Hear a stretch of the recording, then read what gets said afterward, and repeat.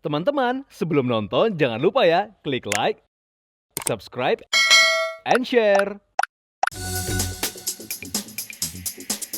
Halo pamirsa, kita pinanggih malih nggih teng program Pawartos Jawi Hono Caraka TV.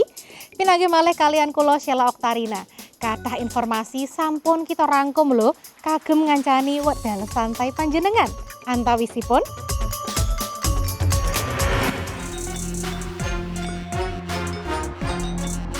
tim melampah cepet Indonesia ngukir prestasi wonten kejuaraan Asia ing Jepang. Kipas Prada Bali ingkang limrah kaginakaken minangka sarana pentas kesenian beksa.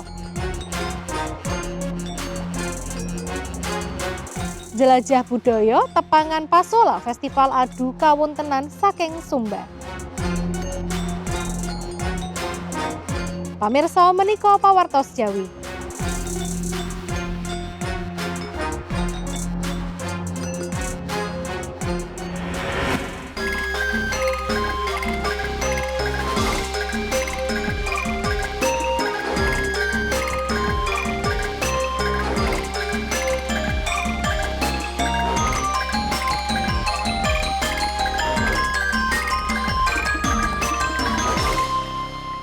Pamirsa, tim melampah cepet ingkang makilaken Indonesia lebet kejuaraan Race Walking Asia wonten Jepang. Kasil nyitak prestasi ingkang gemilang, wow, langkung malih nggih kita kedatengan pawartos ingkang bingahaken nggih pamirsa. Nanging boten namung menika mawon kita ugi badhe pirsa kipas Prada ing Bali ingkang asring dipunagem dados sarana pentas kesenian beksa. Penasaran boten wujudipun badhe kados menapa nggih? Menika sedaya pawartosipun.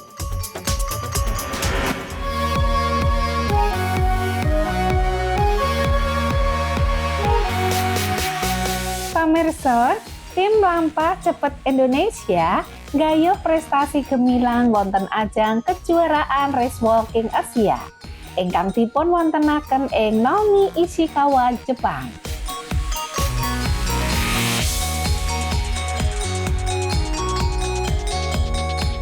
Atlet Hendro Yap nyatetaken rekor nasional enggal ing nomor melampah cepet 3 gangsal kilometer ngawonaken rekor rikala semanten ingkang dipun gayuh wonten ing ajang saderengipun.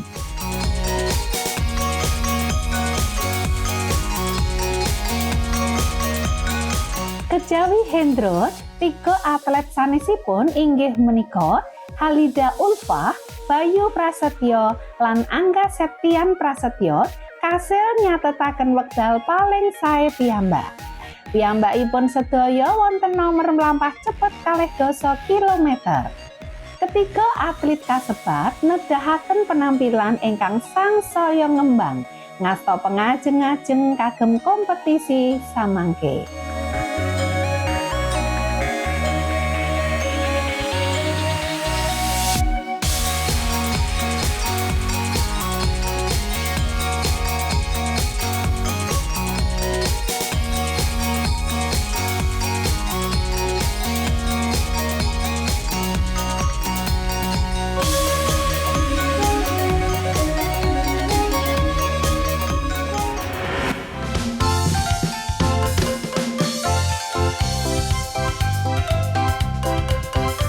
Pamirsa, kanthi cemloroting emasipun kipas Prada Bali asring dados perangan boten saged kapisahaken lebet secacah pamentasan seni beksa tradisional Bali. Kaanggunanipun dipun padu kalian gerakan beksa ingkang lincah damel harmoni visual ingkang memukau penonton.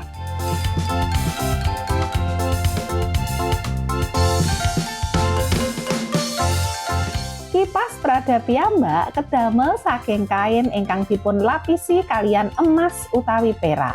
Maringi kesan mewah ingkang saestu tepak kalian kasugihan budaya Bali. Proses pendamelanipun betahaken keterampilan inggil. Wonten pundi para pengrajin tradisional Bali nenon nyampeng kanthi teratos. Saderenge dipun lapisi emas utawi perak.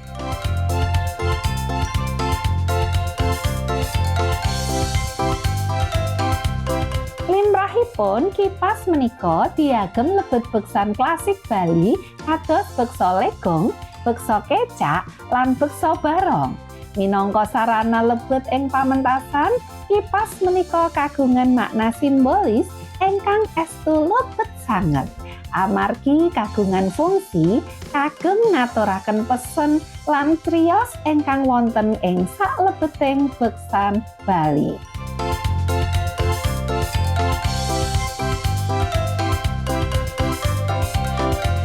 Minangka perangan saking tilaran budaya Bali, kipas Prada ugi kagungan peranan wigatos lebet njagi kelestantunan tradisi. Kaendahan lan kekhasan kipas menika tansah dipun pertahanaken minangka pirantos pementasan. Miras dados simbol kebanggaan tumrap kearifan lokal ingkang tasih gesang wonten ing satengahing kemajengan jaman.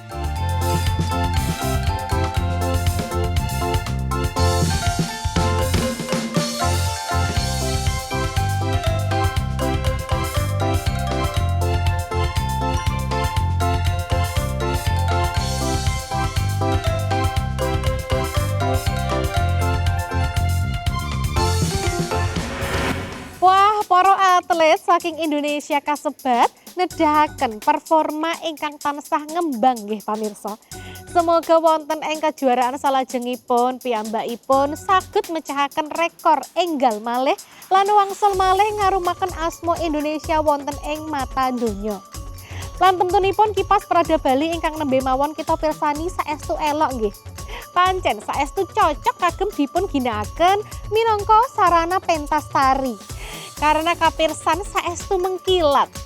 Kita tilaraken informasi kalau wau pamirsa salajengipun kita badhe jengkar kagem ngrembak satunggaling makam tradisional ingkang dados jejak leluhur warga Minahasa saking zaman batu. Ngendikanipun nggih, saben pesarean badhe kagungan ciri khasipun piyambak. Monggo kita simak beritanipun.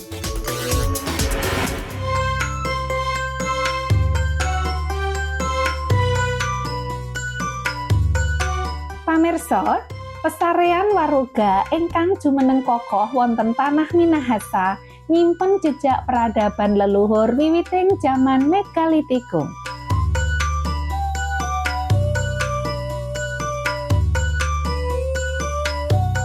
Saben pesarean dipun rancang kalian telatos sanget ngagem watu ingkang dipun pundhut saking lepen lan dipun hias kalian kathah motif ingkang nandhesaken status sosial saking tiyang ingkang dipun pethah.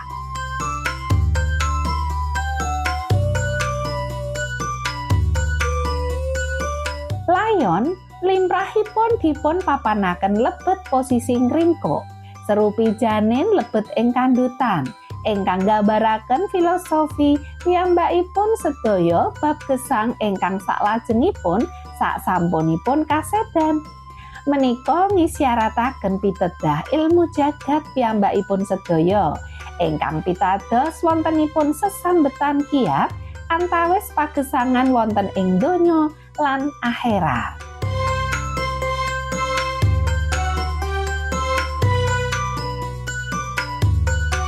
Saben waruga kagungan ciri khas piyambak, tepak kalian kapribaden saha prestasinipun tiyang ingkang dipun sarekaken menika, ingkang dadosaken minangka salah setunggal wujud pangurmatan tumrap kaunggulanipun rikala gesang setunggaling tiyang.